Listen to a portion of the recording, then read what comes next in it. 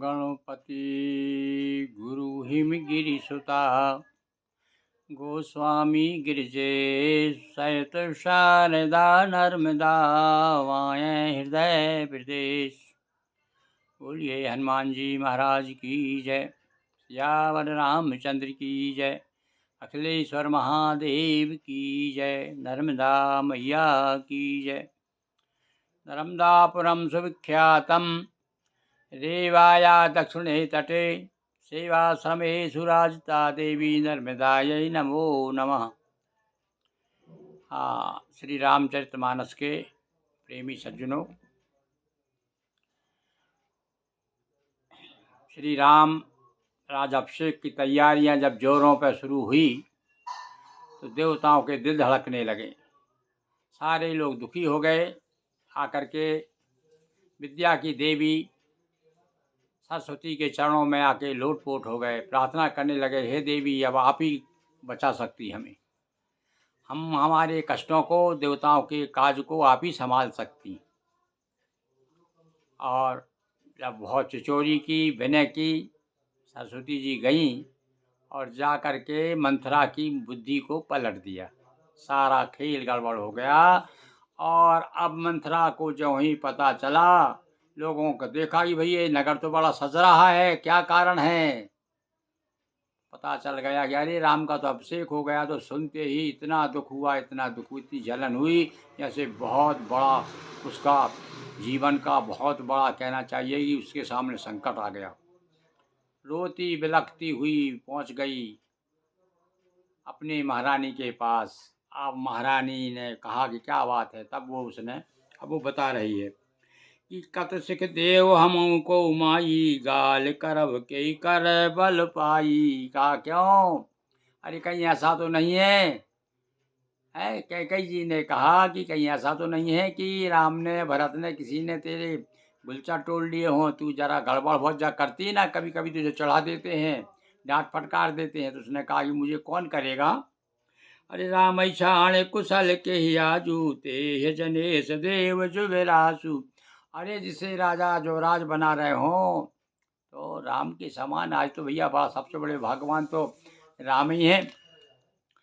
भयो कौशलई विधि अति दाहिन और देखन खरब गर्भ रहते और नाइन। अरे अब तो समो कौशल्या जी का देखो, तुम्हारी जो सौत है ना उसका गर्भ देखो, उसके समान तो विधाता उसी की तरफ है। समय ऐसा लग रहा है।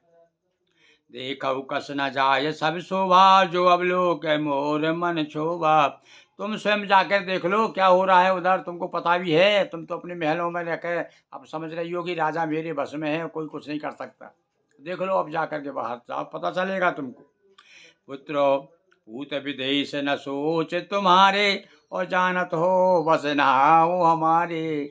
तुम तो ये जानती हो कि राजा हमारे बस में। तुमको ये नहीं जब समझ में आई, नगर में तो शोभा बड़ी तैयारियां हो रही है और तुम्हारे पुत्र जो है विदेश में। अब यहाँ उसके दिमाग में जरूर आया होगा कि ये बात तो है, मेरे बेटे की गैर हाजिरी में और ये सब कुछ क्यों हो रहा है।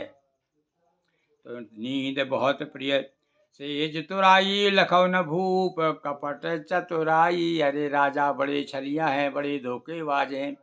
तुमको तो खाती पीती रहती हो और महलों में पड़ी रहती हो, तुमको तो बहुत नींद प्रिय, तुम क्या जानो, तुम बहुत भोली हो महारानी। सुन प्रिय बचन मलिन मन जानी और झुकी रानी अब रहू अरुगानी। अब तो जब ऐसा सुन करके तो बड़ा गुस्सा सा आया और डांट दिया उसको। पुनि अस कबहु न कहे से घर फोड़ी और तब धरि जीव कढ़ावो। अरे नारायण तू घर फोड़ने वाली, ऐसी औरतें बहुत सी होती हैं जो इधर की उधर इधर उधर लगाती रहती है। तू मेरा घर फोड़ना चाहती है। हम लोगों में जो तीनों बहनों में जो आपस में प्रेम है उसे बिगाड़ना चाहती है क्या तू, घर में भेद पैदा करना चाहती। काने खोरे कुबरे कुटिल कुचाली जान ये विशेष पुनि चेर कई भरत मातु मुस्कान। पहले तो गाली दे दी, गाली दे करके फिर धीरे से मुस्का रही हैं। अरे बोले ये काले खोरे कुबरे कुटिल कुचाली ये सब लोग जो है सब उल्टे ही काम करते हैं। जो काने हैं अशगुन करते हैं, काने हैं कुबड़े हैं, तो जितने भी हैं ये सब जो है दूसरों का नुकसान ही पहुंचाते हैं, ये असगुन के ही प्रतीक हैं, ऐसा कह करके थोड़ा सा मुस्कुराने लगी। अब देखिए अब धीरे-धीरे भैया अब तो पहला मौका है, अभी तो प्रभाव अब डलेगा धीरे-धीरे। मंथरा अब देखो अपनी क्या चाबी घुमाती हैं। ये भैया जो दासियाँ होती हैं ना, ये जो घर-घर घूमने वाली होती है और जो सबसे संपर्क करने वाली होती हैं, वो बड़ी चालाक और चुस्त होती हैं। वो सामने वाले को किस प्रकार प्रभाव में ले लेते हैं, इसका प्रमाण अभी हम देखेंगे। किस प्रकार से मंथरा जो है कैकेयी महारानी को किस प्रकार से अपना दासी बना लेती है अपने विचारों से, भावों से, ये मान के चलिए। बोलिए सियावर रामचंद्र की जय। और आज हम जो है भैया 14वें अध्याय तक आ गए हैं। 14वाँ अध्याय क्या, आप देखो मुझे अध्याय क्यों याद आ गया, क्योंकि अभी मैं आजकल रोज़ एक नर्मदा पुराण का, संक्षिप्त नर्मदा पुराण का एक अध्याय रोज़ सुना रहा हूँ। इसलिए मुँह से अध्याय निकल गया, जबकि 14वाँ दोहा चल रहा है अयोध्या का। बोलिए सियावर रामचंद्र की जय।